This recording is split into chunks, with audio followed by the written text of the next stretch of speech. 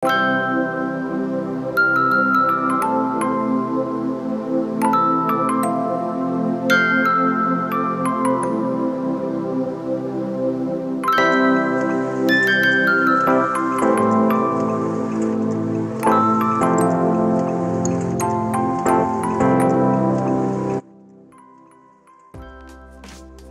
Morning everyone, welcome back to the channel Abhishek da blog.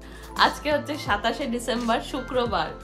সকালবেলা ঘুম থেকে একটু দেরিতেই উঠেছি, কারণটা একটু পরে আপনাদেরকে বলছি। এখন আপাতত চা খেতে বসেছি, আর এইদিকে লোলারাম এসে বসেছে অফকোর্স অ্যাজ ইউজুয়াল ট্রিট খাওয়ার জন্য। ঘর মোছার দিদি এসে ঘর মুছে কাজ করে চলে গেছে। এখন সারাদিন প্রবলেমটা হচ্ছে আর কেউ তো আসে না আমাদের ঘরে। অভিষেক থাকলে অভিষেকের সঙ্গে সারাদিন পটর পটর করি, আর কেউ এখন যেহেতু আসে না, সেই জন্য ঘর মোছার দিদি আসলে আমি এত পুরোটা টাইম গল্প করি ওনার সাথে, তা আমার মনটা একটু ভালো হয়ে যায়। যাই হোক, আপাতত উনি তো চলে গেছে, গল্প করলাম অনেকক্ষণ, তাই আর ক্যামেরা অন করতে পারিনি। এখন জামা কাপড় সব মেলে দিয়েছি এখানে, আর এইদিকে গনাইকে খাওয়ানো হয়ে গেছে। গনাই এখন একটুখানি মোবাইল দেখছে। এদিকে গনাইয়েরও জামা কাপড় মেলেছি। এবার রান্নাঘরে ঢুকবো, সবজি কাটবো, ফুলকপির তরকারি করব। আচ্ছা, দুটো চিপস আর এই একটা দুধ। এই হলো আজকে বাজার হাট ব্লিঙ্কিট থেকে। কড়াই বসিয়েছি, এখানে প্রথমে সুজিটা ড্রাই রোস্ট করব, তারপরে রান্না বসা। ব্লিঙ্কিট থেকে জিনিসপত্র এসেছে সকাল সকাল। কি কি এসেছে দেখাই। গনাইয়ের খিচুড়ি করতে হবে। এটা হচ্ছে একটু লাল গাজর,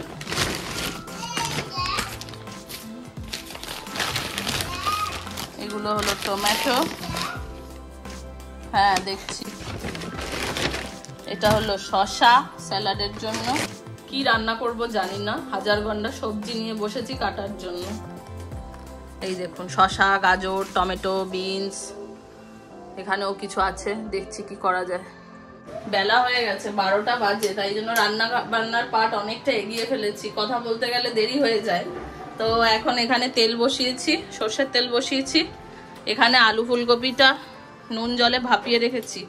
শেষমেশ ডিসাইড করলাম ফুলকপি আর এই যে মাশরুম কেটে রেখেছি, মাশরুম, ফুলকপি আর কড়াইশুঁটি দিয়ে একটা তরকারি বানাবো। এখানে আলাকের ভাত হচ্ছে, আর এটা হচ্ছে স্যালাড, এটা ফ্রিজে রেখে দেবো। নুন হলুদ দিয়ে ভেজে নেবো প্রথমে।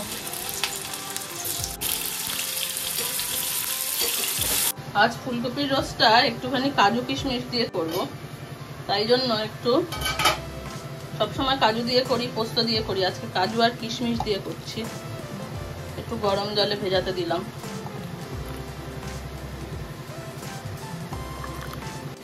এখানে ফুলকপিটা ভাজা হচ্ছে। আমি এবার আদা বাটা দিয়ে মশলাটা বানিয়ে নেব। এই যে আমার ফুলকপি ভাজা হয়ে গেছে, ফুলকপিতে রং ধরে গেছে। এবার আরেকটু তেল গরম করতে দিয়েছি এখানে। এবার এটার মধ্যে গোটা সাদা জিরে ফোড়ন দেব, দিয়ে এই যে মশলা পেস্টটা বানিয়ে রেখেছি, এটা কষাবো। কষিয়ে দেখাচ্ছি একেবারে, এখন আর দেখাচ্ছি না।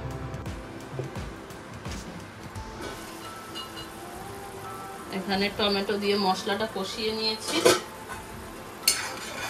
তেলটা ছেড়ে গেছে দেখুন সাইড থেকে। একটু ফেটানো টক দই,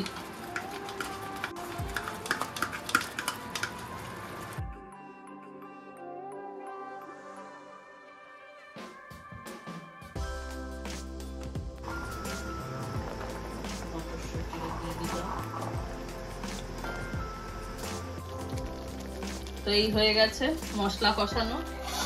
কাজু কিশমিশের পেস্ট দিয়ে সব দিয়ে কষিয়ে নিয়েছি। এবার ফুলকপিটা অ্যাড করে দিলাম।